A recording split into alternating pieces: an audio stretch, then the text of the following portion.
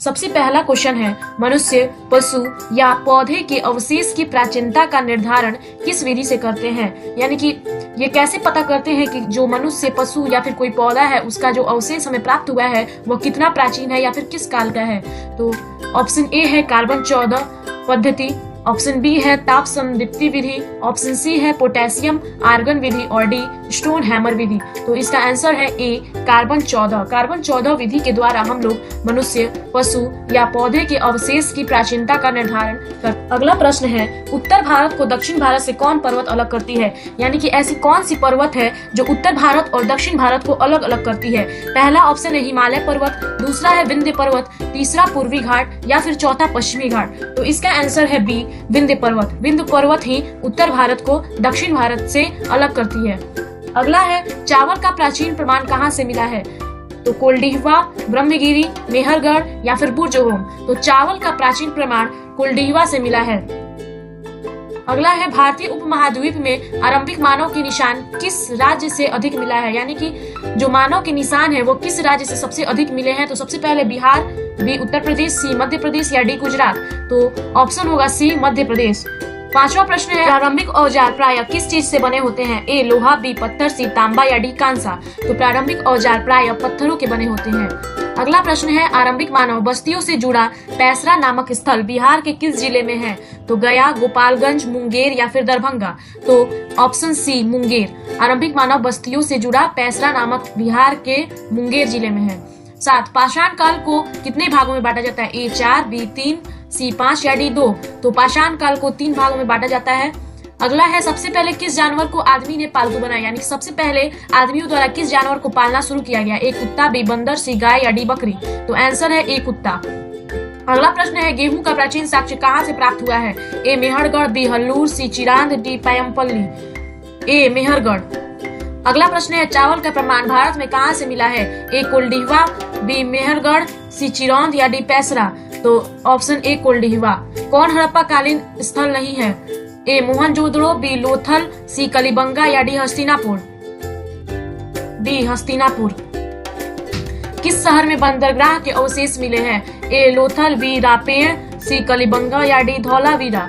तो ए लोथल। कौन हड़प्पा सभ्यता की विशेषता नहीं है? ए शहरी जीवन, बी ग्रामीण जीवन, सी विदेशों के साथ व्यापार या डी सुनियोजित नगर। तो बी ग्रामीण जीवन। हड़प्पा सभ्यता की खोज किस वर्ष हुई थी? ए 1921 में, बी 1925 में, सी 1927 में या डी 1940 में। तो हड़प्पा सभ्यता की खोज 1921 में हुई थी। महास्नानागार किस नगर से प्राप्त हुआ? ए हड़प्पा, बी मोहनजोदड़ो, सी लोथल या डी कलिबंगा। तो महास्नानागार मोहनजोदड़ो से प्राप्त हुआ था। अगला है, वेदों की कुल संख्या कितनी है? ए 3, बी 4, सी 5 या डी 8। तो वेदों की कुल संख्या 4 है। पुरुष सूक्त किस वेद में है? ए ऋग्वेद, बी सामवेद, सी यजुर्वेद या डी अथर्ववेद। तो ऋग्वेद।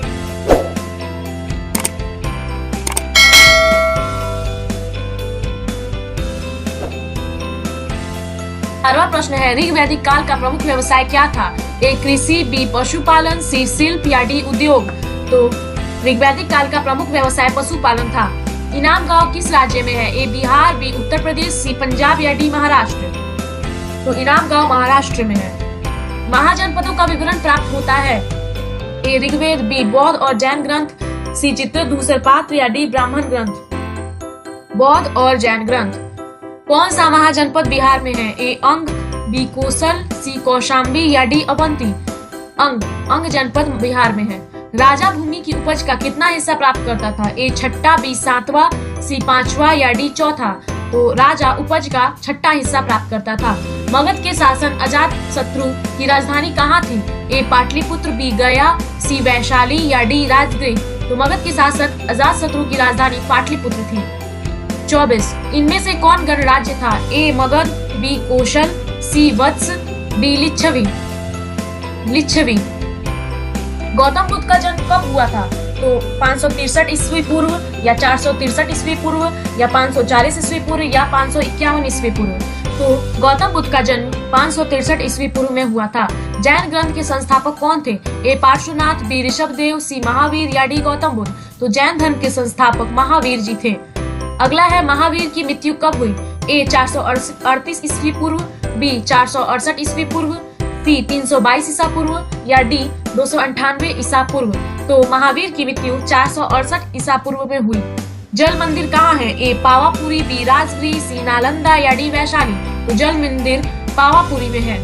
सम्राट अशोक कहाँ का शासक था? ए काशी, बी मगध, सी वैशाली, डी कलिंग। सम्राट अशोक मगध का शासक था। किसके उपदेश ने सम्राट अशोक को प्रभावित किया? ए महावीर, बी महात्मा बुद्ध, सी कन्फ्यूशियस या डी ईसा मसीह। तो महात्मा बुद्ध के उपदेशों ने सम्राट अशोक को प्रभावित किया। अशोक के साम्राज्य में प्रशासन का उच्च पदाधिकारी कौन होता था? तो ग्रामिक, बी समाहर्ता, सी पुरोहित या डी अमात्य। तो अशोक के साम्राज्य में प्रशासन का उच्च पदाधिकारी अमात्य होता था। किस युद्ध को जीतने के बाद अशोक का मन दुख से भर गया? ए तक्षशिला, बी कलिंग, सी उज्जैनी या डी सुवर्णगिरी। तो इसका आंसर है बी कलिंग। सर्वप्रथम ब्रह्म लिपि को किसने पढ़ा? जेम्स प्रिंसेप, हेनरी जेम्स मिल या बेंथम। सर्वप्रथम ब्रह्म लिपि को जेम्स प्रिंसेप ने पढ़ा। छोटे और स्वतंत्र किसानों को क्या कहा जाता था? ग्राम भोजक, बी श्रेणी, सी गृहपति या बेल्लार। छोटे और स्वतंत्र किसानों को ग्राम भोजक कहा जाता था। संगम कालीन संपन्न किसानों को क्या कहा जाता था? ए ग्राम भोजक, बी कैटसियार, वेल्लार या फिर उनवार। तो संगम कालीन संपन्न किसानों को वेल्लार कहा जाता था। सुदर्शन झील का निर्माण सबसे पहले किसने करवाया? ए चंद्रगुप्त मौर्य, बी रुद्रदामन, सी स्कंदगुप्त या डी अशोक महान। तो सुदर्शन झील का निर्माण चंद्रगुप्त मौर्य ने करवाया था। संगम कालीन व्यापारिक नगर कौन नहीं है? उहार या उर्रियोर, टोंडी या फिर कन्याकुमारी। संगम कालीन व्यापारिक नगर कन्याकुमारी नहीं है। यूनानी शासक कौन था? ए कनिष्क, बी पुष्यमित्र शुंग, सी मिनांडर या डी चंद्रगुप्त।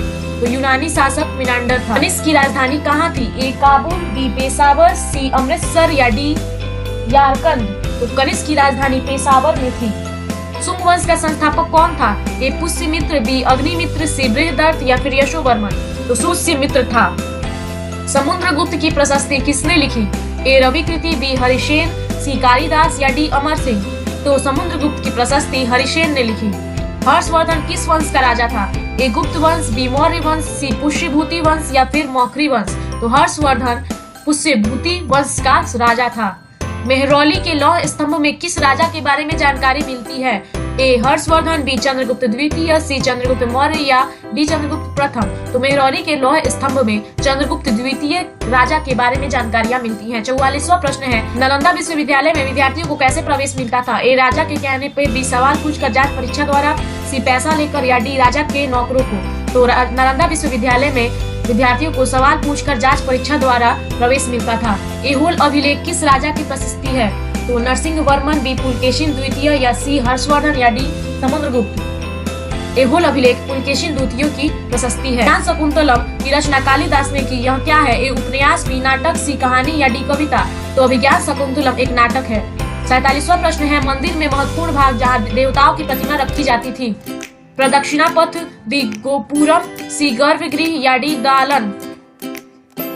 तो सी गर्भगृह। दशावतार मंदिर में किस देवता की प्रतिमा है? ए विष्णु, बी शिव, सी बुद्ध या डी ब्रह्मा। तो दशावतार मंदिर में विष्णु की प्रतिमा है। 49वां प्रश्न है, इनमें से सबसे पहले किस पुस्तक की रचना हुई? ए ऋग्वेद, बी रामायण, सी महाभारत या डी पुराण। तो इनमें से पुराणों की रचना सबसे पहले हुई। 50वां और अंतिम प्रश्न है, इनमें से तमिल साहित्य कौन है? ए देवी चंद्रगुप्तम, बी कुमार संभवम, सी मृक्ष कटिकम या सी शिल्प दिकारम। तो इनमें से तमिल साहित्य शिल्प दिकारम है। जल्दी से सब्सक्राइब करो और बेल आइकन पे क्लिक करो।